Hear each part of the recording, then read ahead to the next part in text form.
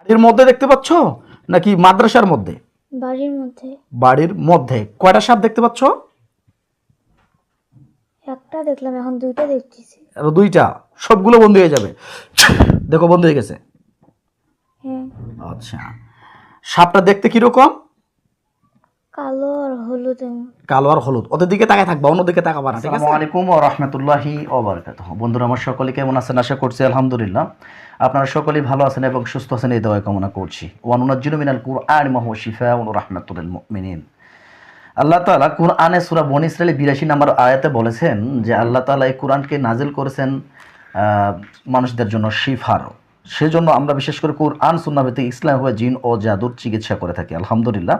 আপনারা দেখতে পাচ্ছেন আমাদের সামনে এক বোন আছে এবং এক মা আছে, পাশাপাশি ওনার বাবাও আছে এই পাশে, ওনার ভিডিওতে ওনাকে আনতেছি না। তো আলহামদুলিল্লাহ এর অতিরিক্ত সমস্যা ছিল, আলহামদুলিল্লাহ 1 মাস আগে চিকিৎসা নিয়েছিল। ওনারা চিকিৎসা নিয়েছিল 28 তারিখ 11 মাস 25, আজকে 2 তারিখ 1 মাস 2026, টোটালি তাহলে 1 মাস 3 দিন হচ্ছে টোটালি চিকিৎসা নেওয়া। আলহামদুলিল্লাহ আমরা এখন জানার চেষ্টা করব রুগীর কেমন আছে। আসসালামু আলাইকুম। ওয়ালাইকুম সালাম।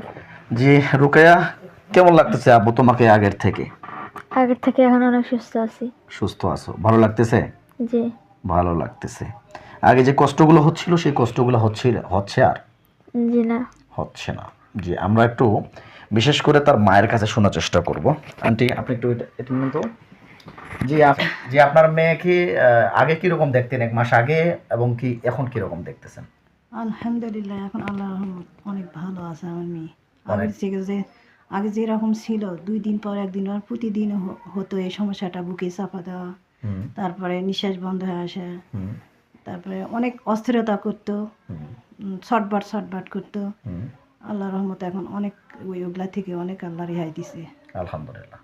আলহামদুলিল্লাহ। আচ্ছা, তো যাই হোক আপনার মেয়ের আগে শ্বাস প্রশ্বাসের কষ্ট হতো, এখন কি শ্বাস প্রশ্বাস না নিতে না কষ্ট না, হচ্ছে আর? এটাও নেই, শ্বাস প্রশ্বাসের কষ্টও নেই। আচ্ছা, দিনে 2 থেকে 3 বার এই সমস্যাগুলো হচ্ছিল? হ্যাঁ, 2 থেকে 3 বার হতো এই সমস্যাগুলো। এখন হচ্ছে আর? আগে প্রথমে ফার্স্টে হতো 6 মাস বা 3 মাস পর হতো। আচ্ছা। ইদানিং একেবারে যে 1-2 মাস আগে একেবারে একদিনে 2 বার 3 বার 4 বার করে হতো। আচ্ছা আচ্ছা।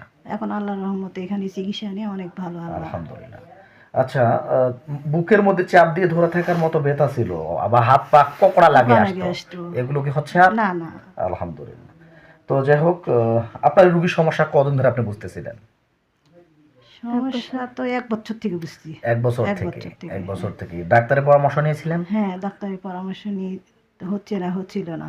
ডাক্তার কি বলছিল কিসের কারণে সমস্যা হচ্ছে? ডাক্তার কয় মানসিক এই রোগী। মানসিক রোগী বলছিল?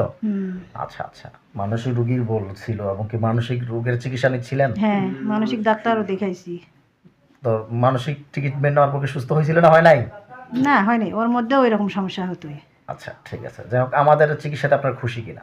আলহামদুলিল্লাহ, আল্লাহ সুস্থ করছে, এটাই আমি বেশি খুশি।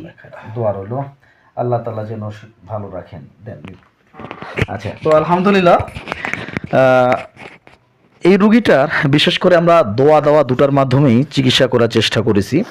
আল্লাহ যেন ওনাকে পরিপূর্ণ সুস্থ করে দেন। বিশেষ করে আমরা জিন জাদুর চিকিৎসা করি, ইনার পিছনে আমরা কিছু জিন্নাতের আশিক জিন্নাত বদ জিন্নাতের সমস্যা পাই, সেই জিন্নাতগুলোকে চিকিৎসা করে দেই। পাশাপাশি ওই জিন জাদুর কারণে শারীরিক রোগও দাঁড়িয়ে যায়, সেই শারীরিক রোগগুলোকে আমরা মানসিক লক্ষণ নিয়ে চিকিৎসা করার চেষ্টা করি হোমিওপ্যাথির মাধ্যমে। আলহামদুলিল্লাহ এই হোমিওপ্যাথির মাধ্যমে প্লাস জিন জাদুর চিকিৎসার মাধ্যমে উনি কিন্তু আজকে পরিপূর্ণ সুস্থ আলহামদুলিল্লাহ। ওনার মেইন সমস্যা ছিল যে শ্বাস প্রশ্বাসের সমস্যা, দিনে 2 থেকে 3 বার বুকে চাপ দিয়ে ধরে থাকার মতো ব্যথা, হাত পা কোকড়া লাগায় আসতো, এরকম সমস্যা ছিল। পায়খানা কষা ছিল, পায়খানা এখন কি অবস্থা? প্রতিদিনই হয়। প্রতিদিন হয়? আগে 2 থেকে 3 দিন পর পর পায়খানা হইতো। 3 দিন না 7 দিন 1 সপ্তাহ গেছে।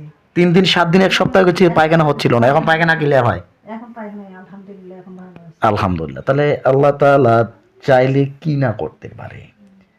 আল্লাহ তাআলা চাইলে কি না করতে পারে? আমরা তো বিশ্বাস করি না কোরআনকে, বিশ্বাস করি না হোমিওপ্যাথিকে। আল্লাহ তাআলার রহমতে উনি সুস্থ হয়ে গেছেন। দোয়া চাই, দোয়া করবেন। দোয়া রইলো আমি যেন সারা জীবন এভাবে মানুষের খেদমত করতে পারি, ঠিক আছে?